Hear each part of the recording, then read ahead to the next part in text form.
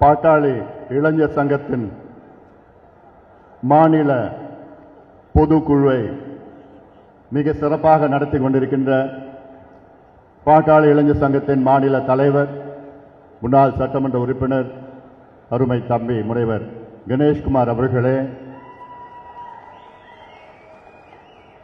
பாட்டாளி மக்கள் கட்சியின் பொதுச் செயலாளர் மரியாதைக்குரிய திரு வடிவேல் ராவணன் அவர்களே, பொருளாளர் அருமை சகோதரி திலகபாமா அவர்களே, தலைமை நிலை செயலாளர் பேராசிரியர் செல்வகுமார் அவர்களே மற்றும் பாட்டாளி இளைஞர் சங்கத்தின் செயலாளர்கள், என்னுடைய அருமை தம்பிகள் முருகசாமி அவர்கள், செந்தில் அவர்கள், கங்கா அவர்கள், வடிவேல் அவர்கள், ராஜசேகர் அவர்கள், பிரசாத் அவர்கள், தீனன் அவர்கள், அண்ணாமலை அவர்கள்,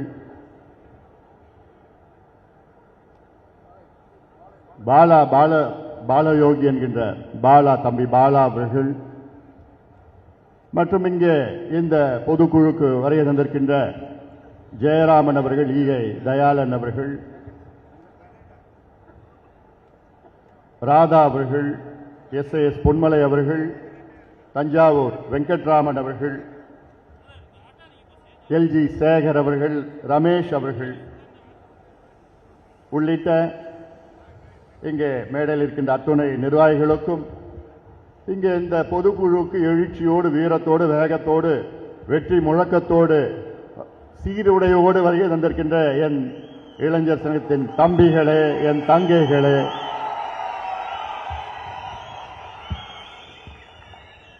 அனைத்து நிலை இளைஞர் சங்கத்தின் நிர்வாகிகளே, ஊடக நண்பர்கள் உள்ளிட்ட என் உயிரிடும் மேலான அன்பு பாட்டாளி சொந்தங்களே, உங்கள் அனைவருக்கும் இந்த அன்புமணி ராமதாஸின் பணிவான வணக்கங்கள்.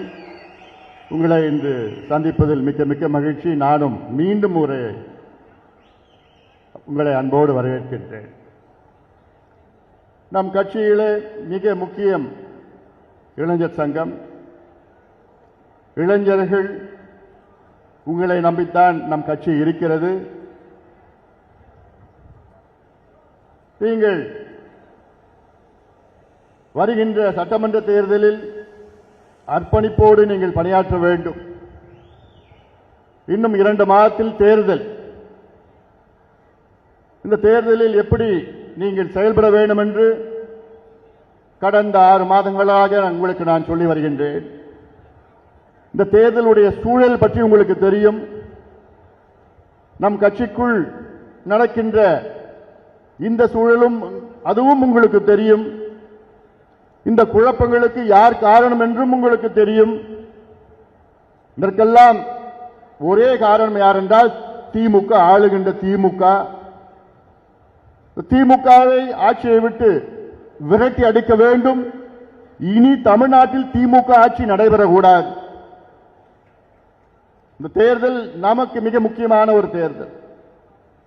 அதுக்காகத்தான் கடந்த 4 மாதத்திற்கு முன்பு தமிழ்நாடு முழுவதும் ஒரு நடைபயணத்தை மேற்கொண்டு ஒரு விழிப்புணர்வை ஏற்படுத்தி திமுகவுடைய அவல ஆட்சியை பற்றி அனைத்து தரப்பு மக்களை சந்தித்து அதை தெளிவுபடுத்தினேன். அதன் பிறகு மிகப்பெரிய மாற்றம் தமிழ்நாட்டில் வந்திருக்கிறது. ஆக இங்கே வந்திருக்கின்ற என் தம்பிகளும் தங்கைகளும், இன்னும் 2 மாதம் இருக்கிறது உங்களுக்கு. திமுக பணத்தை நம்பி இருக்கிறது, அவ்வளவுதான். பணம் மட்டும்தான் வச்சிருக்கிறாங்க. அவங்க ஆளு கிடையாது. கிராமத்திலையும் இல்ல, பூத்திலையும் இல்ல, எங்கேயுமே கிடையாது. நம்ம உங்களுடைய உழைப்பு, என் தம்பிகள் தங்கைகளுடைய உழைப்பு, குறிப்பாக இளைஞர் சங்கத்தினுடைய உழைப்பு. ஏன்னா எனக்கு தெரியும் என் தம்பிகள் எந்த எதிர்பார்ப்பும் கிடையாது.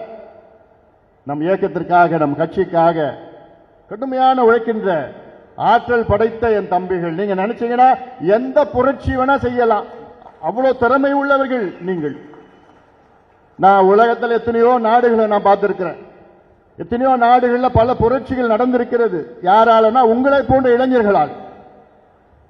2011 2012 அந்த காலத்திலே அரப் ஸ்பிரிங் ரெவல்யூஷன் என்று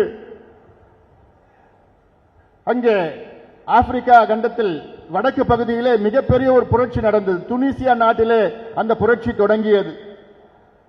பிறகு லிபியா, ஈஜிப்ட் போன்ற நாடுகளில் அந்த புரட்சி பரவி 27 ஆண்டுகள் 30 ஆண்டுகளாக ஆண்ட அதிபர்களை ஒரே வாரத்திலே தூக்கி எறிய வைத்த அந்த நாட்டின் இளைஞர்கள், அவர்களை விட நீங்கள் திறமைசாலிகள், அவர்களை விட நீங்கள் வீரமுள்ளவர்கள். ஏன் அங்க போனோம்?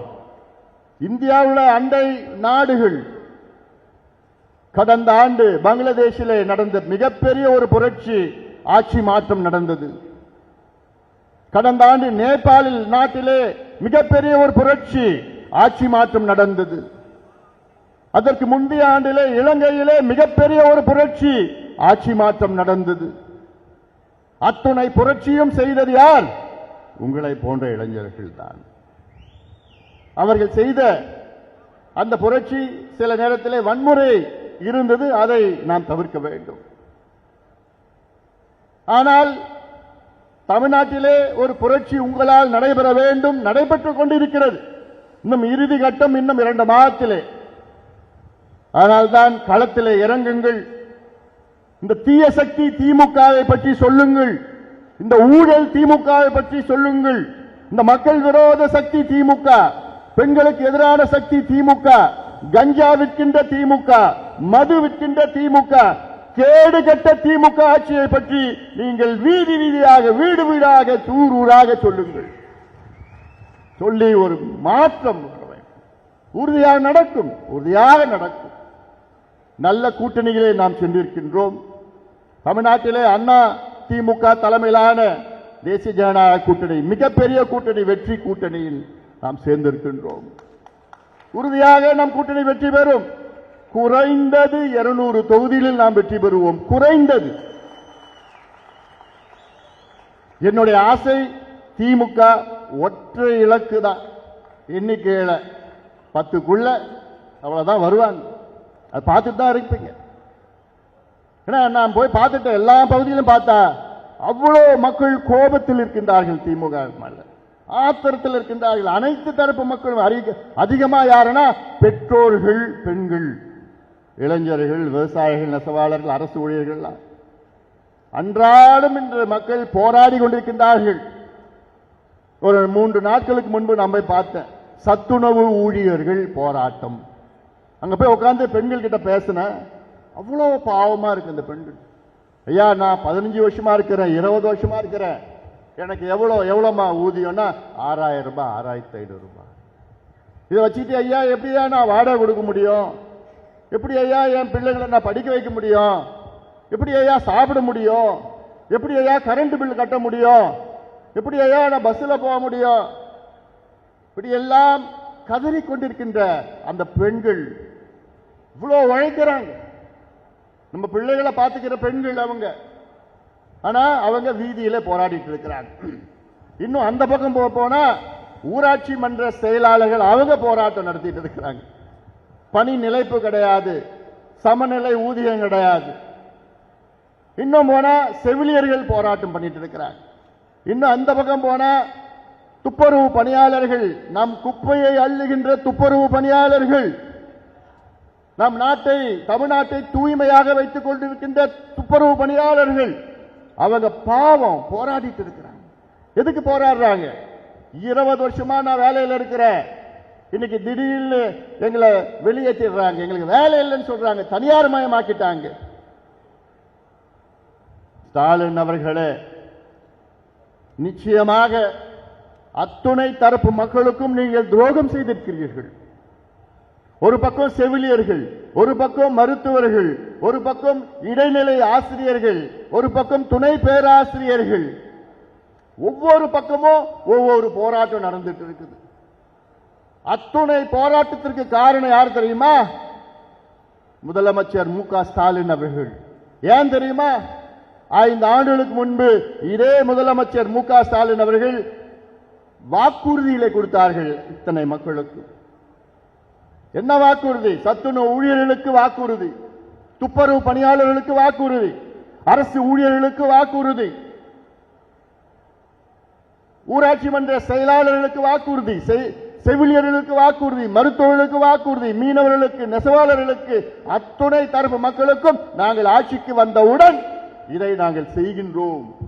பணி நிலைப்பு செய்கின்றோம், ஊதிய உயர்வு, பழைய பென்ஷன் போன்ற இப்படி அத்துணை வாக்குறுதி கொடுத்து அதை முழுமையிலும் ஏமாற்றிய மு.க. ஸ்டாலின் அவர்களை நிச்சயமாக மக்கள் மன்னிக்க மாட்டார்கள். இதைத்தான் நீங்கள் எடுத்து செல்ல வேண்டும், சொல்ல வேண்டும். இந்த செய்தி தான் நீங்க வீடு வீடா போய் சொல்லுங்க. எல்லா வீட்லயும் யாராவது அங்க இருப்பாங்க. யாரு? பெண்கள், பெற்றோர்கள், இல்ல அரசு ஊழியர்கள், இல்ல செவிலியர்கள் இருப்பாங்க, துப்புரவு பணியாளர்கள் இருப்பாங்க. இப்படி பாதிக்கப்பட்ட மக்கள் அத்தனை பேரும் அவங்க இருப்பாங்க. அங்க போய் நீங்க பார்த்து சொல்லணும்.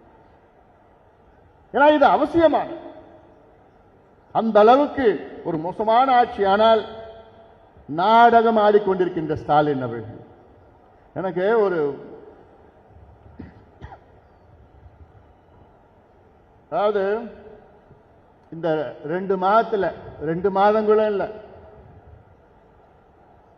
1.5 மாதத்துல 45 நாள்ல ஸ்டாலின் அவர்கள் 26 அறிவிப்புகள் வெளியிட்டிருக்கின்றார். இதுதான் பெரிய ஜோக். 5 ஆண்டு காலம் ஆட்சியில் இருந்த ஸ்டாலின் அவர்கள் அப்பெல்லாம் விட்டுட்டார். என்னன்னு ஆட்சி அவர் என்னன்னு தெரியல, என்ன நடக்குதுன்னு தெரியல, அது வேற. இந்த 45 நாள்ல 26 அறிவிப்புகள்.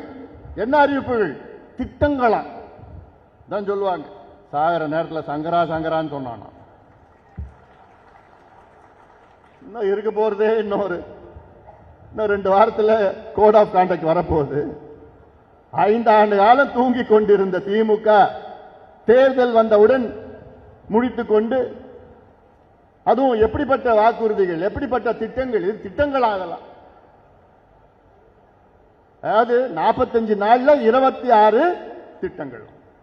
வெக்கக்கேடு சொல்லலாம். அதாவது இதுல நான் எனக்கு படிக்கிறதுக்கு கூட மனசு வரல, ஆனாலும் உங்களுக்கு கொஞ்சம் தெரிவிக்கணும். இன்னுயிர் காப்போம் நம்பிக்கை நம்மை காக்கும் 48, நலன் காக்கும் ஸ்டாலின். யார நலத்தை காட்டான்னு தெரியல. பாதம் காப்போம், இதயம் காப்போம், கலைஞர் கனவு இல்லம், அன்பு கரங்கள் திட்டம், அன்பு சோலை திட்டம். இது யாராவது கேள்விப்பட்டிருக்கீங்களா? நான் நிச்சயமா யாருமே கேள்விப்பட்டல. ஆனாலும் இது தினம் ஏதாவது அறிவிப்பு ஏதோ எழுதி கொடுப்பாங்க, அது படிச்சுட்டு போவாரு. அவருக்கும் என்னன்னு தெரியாது, எழுதி கொடுத்த அதிகாரிக்கும் என்னன்னு தெரியாது, அதுக்கு நிதியும் கிடையாது, எதுவுமே கிடையாது. ஆனா மக்கள் ஏமாந்துருவாங்கன்னு இவங்க நினைச்சிட்டு இருக்கிறாங்க. ஏமாற போவது இவங்க தான். தோழி விடுதியா, குறு சிறு நிறுவனங்களுக்கு கடன் உத்தரவாத திட்டமா, கலைஞர் அனைத்து கிராம ஒருங்கிணைப்பு வேளாண் வளர்ச்சி திட்டமா, கலைஞர் நகர்ப்புற மேம்பாடு திட்டமா, உங்களுடன் ஸ்டாலின்.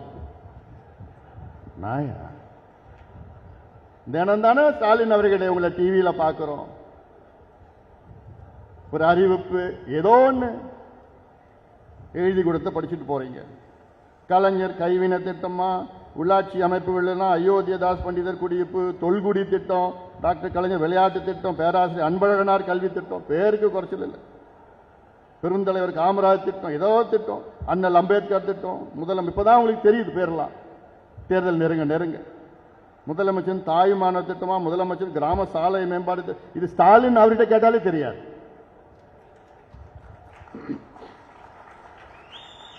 அடுத்த நாள் போய் கேளுங்க அவர்கிட்ட, அப்படியான்னு சொல்லுவார். கல்லூரி மாணவர்களுக்கு மடிக்கணினி திட்டமா, உங்கள் கனவை சொல்லுங்கள். அதுதான் எனக்கு ரொம்ப பிடிக்கும்.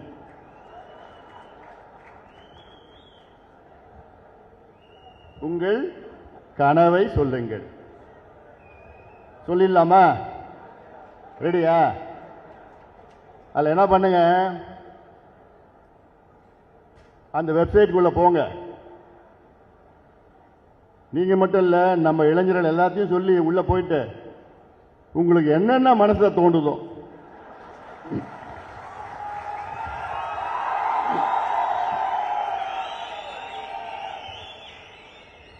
பதிவு பண்ணிடுங்க. கெட்ட வார்த்தையை தவிர.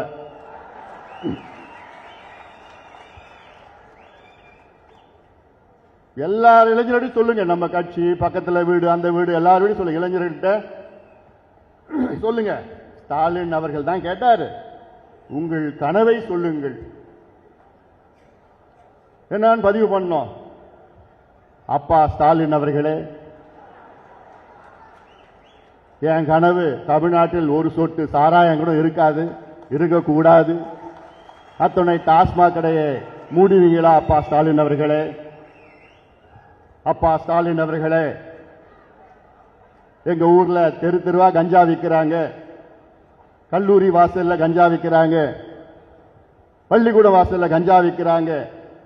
இந்த தலைமுறையை நாசப்படுத்திட்டீங்களே ஸ்டாலின் அவர்களே, எப்படியாவது இந்த கஞ்சாவை தடுக்க முடியுமா அப்பா ஸ்டாலின் அவர்களே?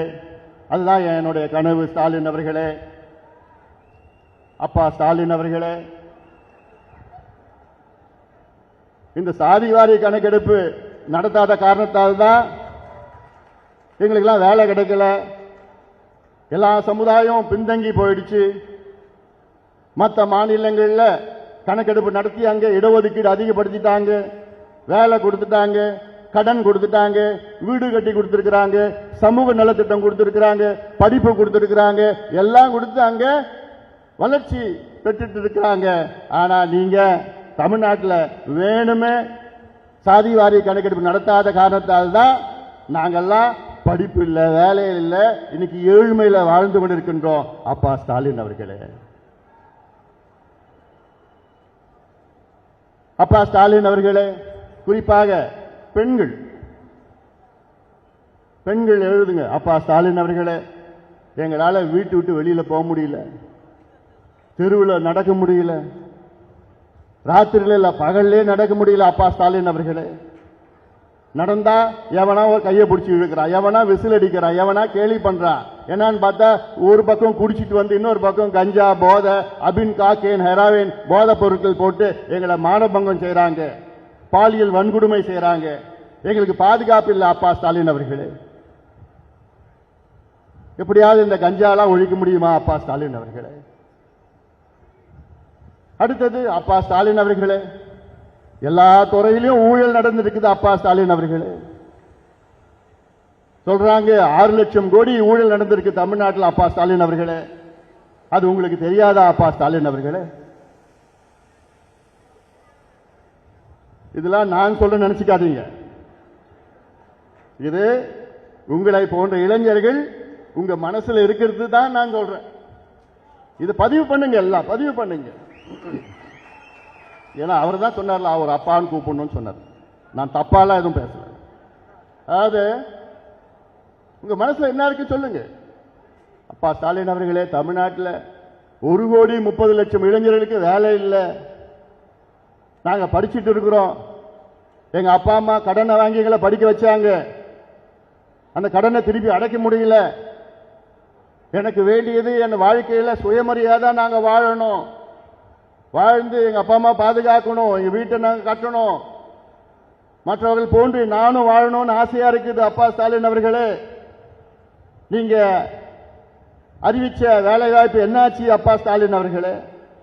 நீங்க கொடுத்த வாக்குறுதி என்னாச்சு அப்பா ஸ்டாலின் அவர்களே?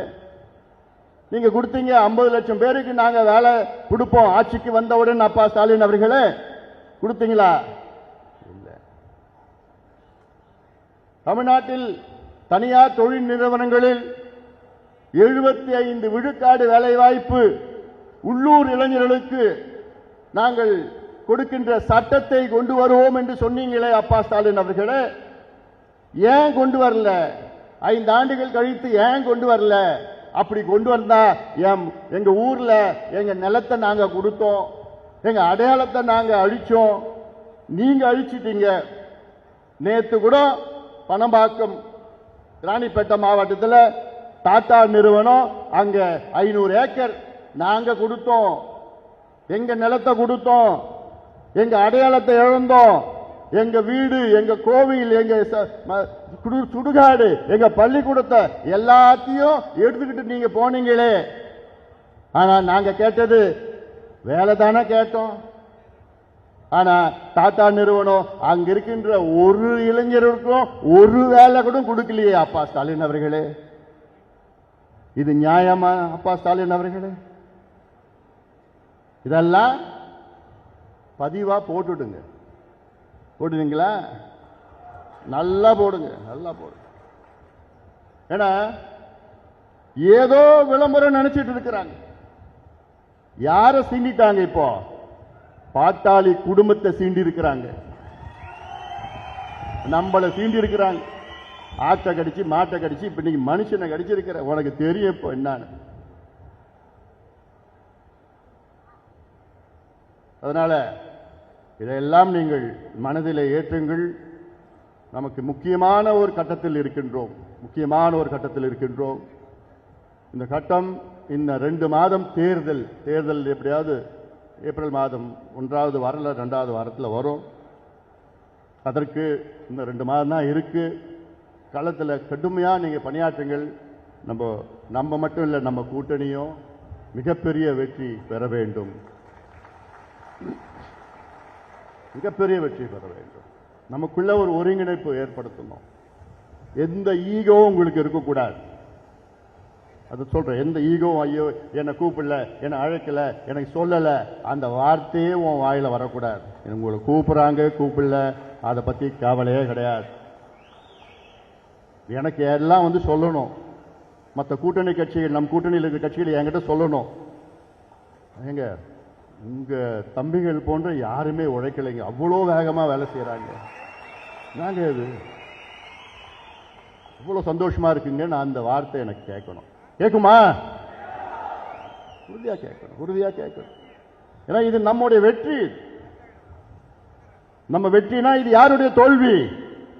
திமுகவுடைய தோல்வி. இது திமுகவுடைய தோல்வி.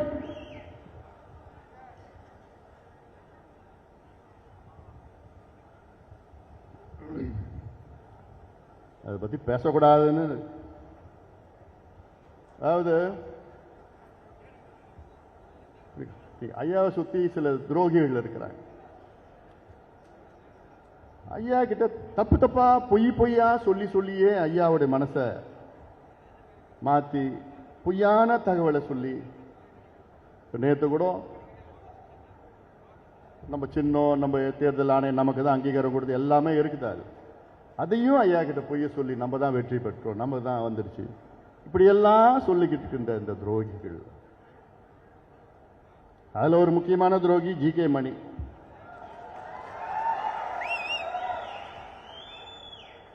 அதை பத்தி நான் இன்னும் நிறைய இருக்கு, அப்புறமா சொல்லிக்கிறேன். நான் சொல்ற அளவுக்கு தகுதி கிடையாது அவருக்கு.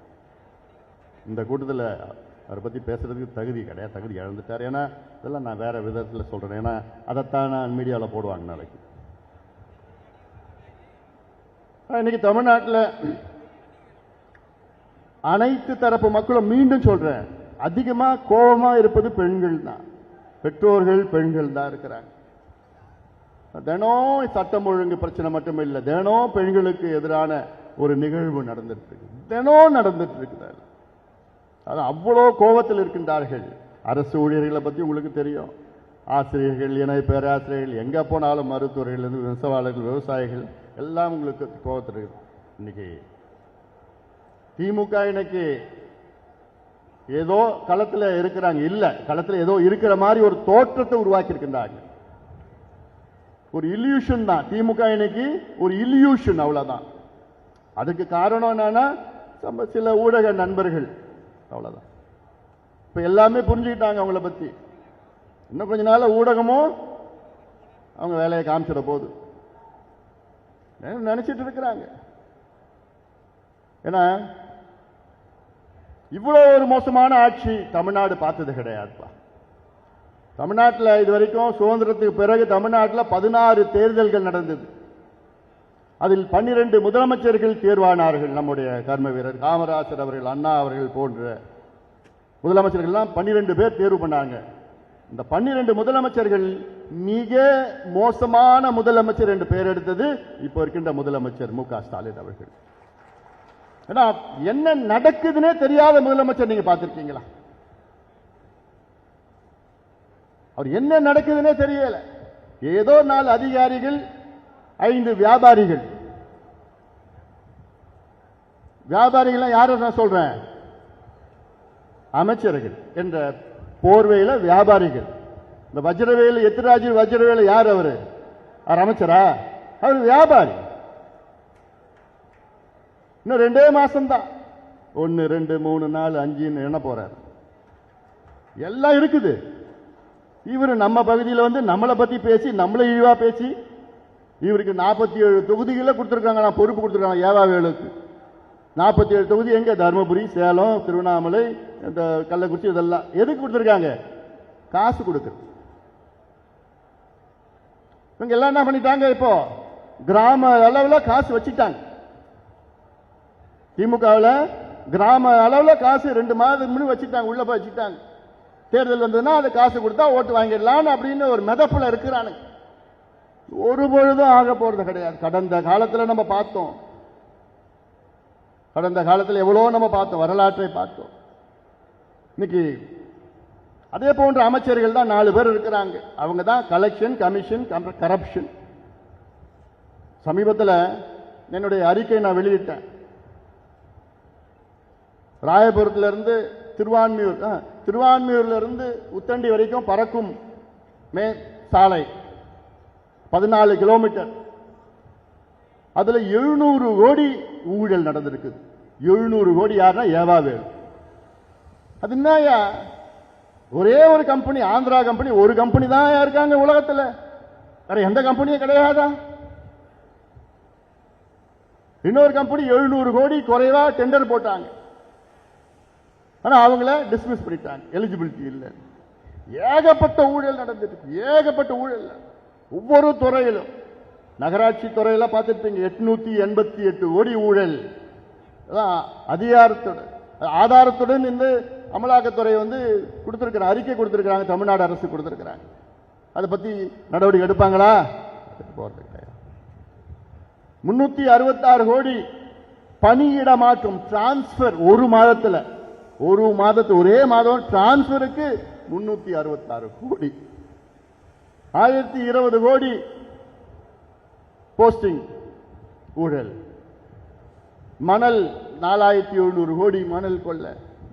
டாஸ்மார்க் கொள்ள பார்த்தீங்கன்னா 1,82,000 கோடி. டாஸ்மார்க் 5 ஆண்டு காலம் வரி ஏய்ப்புல இருந்து எல்லாம். அந்த பாட்டில் இருக்குல்ல, 5000 கோடி பாட்டில், 5 ரூபா 10 ரூபா பாட்டில், 10 ரூபா பாலாஜி, செந்தில் பாலாஜி.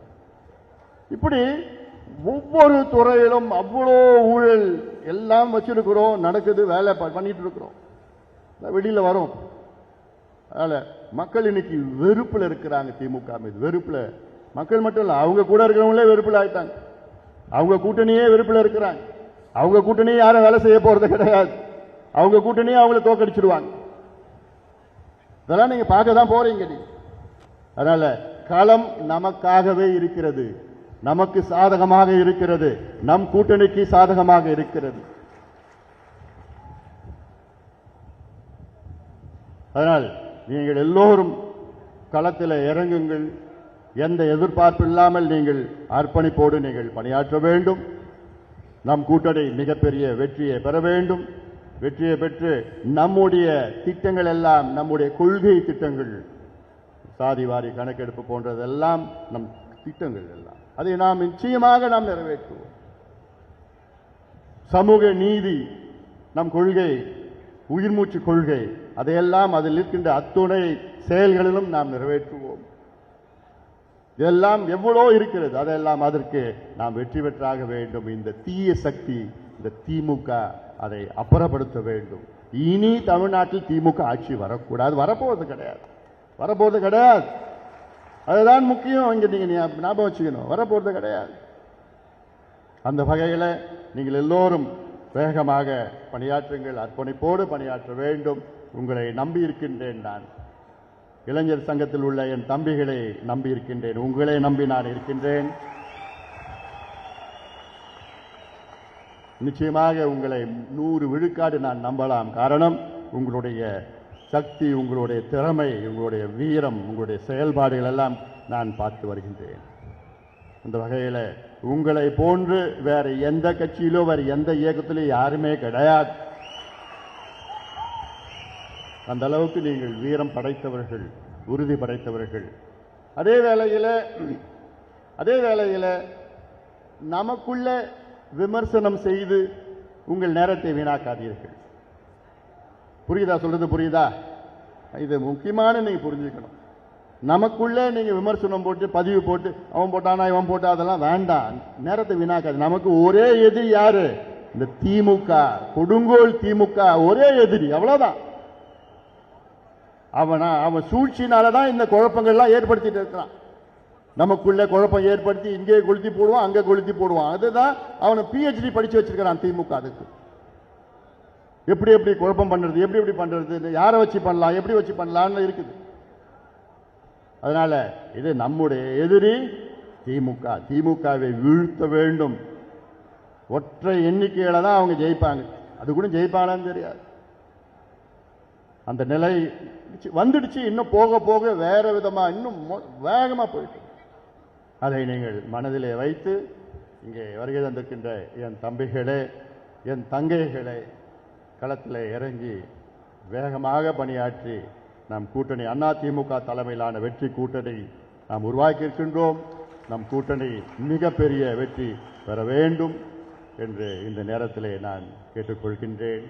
இந்த மாநில இளைஞர் சங்க பொதுக்குழுவை மிக சிறப்பாக நடத்தி கொண்டிருக்கின்ற என்னுடைய அருமை தம்பி கணேஷ்குமார் அவர்கள் உள்ளிட்ட மேடையில் இருக்கின்ற அனைத்து நம்முடைய இளைஞர் சங்கத்தின் செயலாளர்கள், இங்கே வருகை தந்திருக்கின்ற அனைத்து நிலை நிர்வாகிகள், மாநில மாவட்ட ஒன்றிய இளைஞர் சங்கத்தின் நிர்வாகிகளுக்கு என்னுடைய மனமார்ந்த வாழ்த்துக்கள், பாராட்டுகளை தெரிவித்து நன்றியோடு அமர்கின்றேன். வணக்கம்.